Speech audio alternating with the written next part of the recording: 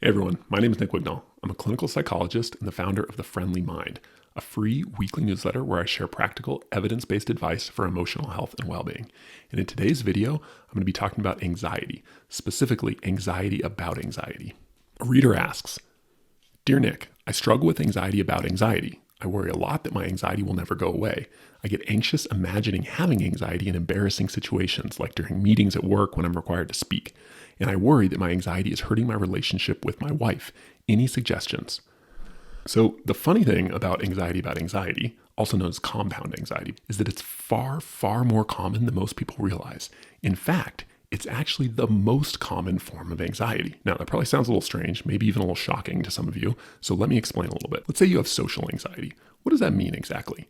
Does that mean that you are literally afraid of other people, or that you're afraid of gatherings with lots of people, like parties or big events? No, of course not. If you talk to people who have social anxiety, what they'll tell you is, no, I don't actually think people hate me or that I'm the worst. I just get so anxious before social events or before I have to interact with people in certain situations. So what this tells us is people aren't afraid of other people.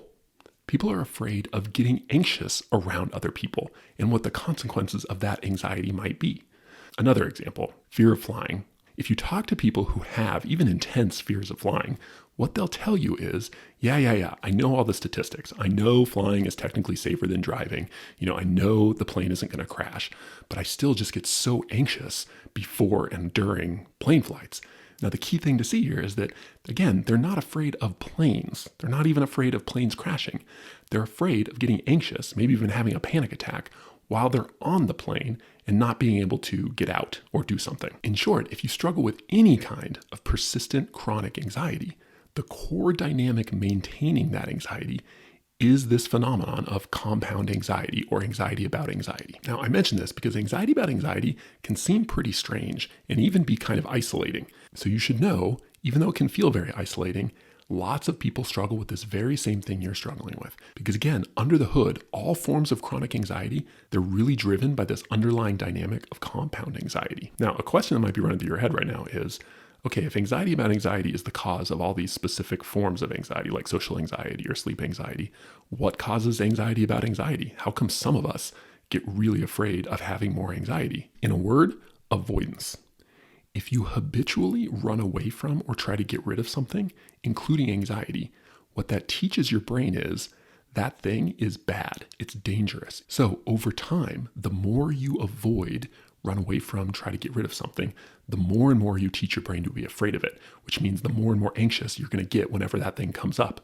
In the case of anxiety, the next time anxiety shows up, you're going to get afraid. And then because you're afraid, you're going to run away from it even more. And because you do that, your brain's going to think of it as even more scary and you're going to get more and more anxious. So you can see how this turns into a pretty vicious cycle. The way out of this vicious cycle of compounding anxiety is to do the opposite of avoidance, which in psychological terms is approach. To approach anxiety means that instead of treating it like an enemy that we want to eliminate or run away from, we treat it like a friend, someone we listen to and tolerate. Now, I can hear some of you saying, yeah, that sounds nice, but what does that really mean, treat your anxiety like a friend? What it means is, anytime anxiety shows up, from the biggest full-blown panic attack to the tiniest bit of nervousness, what you need to do is start resisting your impulse to avoid the anxiety, to try and get rid of it, to try and distract yourself from it, to try and cope with it with one of your coping mechanisms or coping tools, and instead be willing to have it. Because when you're willing to have it, you signal to your brain that this thing is not a threat and it's not dangerous.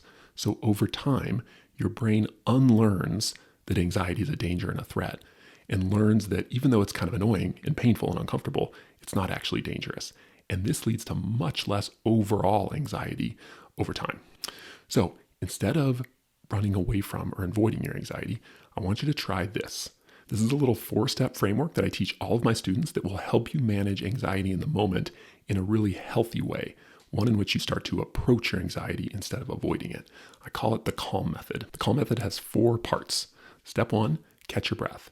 Take 1 deep breath to kind of ground yourself in the moment and get out of your head. Step 2, acknowledge your anxiety. Using very plain, simple language, just label how you're feeling.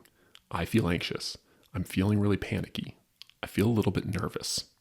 This harnesses the name it to tame it principle, and it can really help take the edge off the anxiety. Step 3, love it even if you don't like it. This step is all about validating your anxiety and reminding yourself that just because it feels bad doesn't mean it is bad or that you're bad for feeling it. Just like a good friend, you can love them even if at times you don't particularly like them. The fourth and final step is meaningful action. Once you've acknowledged and validated your anxiety, no need to dwell on it.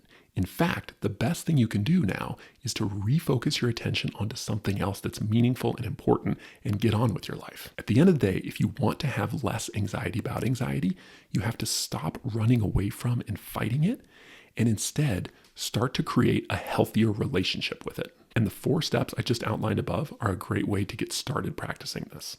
Now, it's going to take some time, but you absolutely can free yourself from anxiety about anxiety if you're willing to work at it.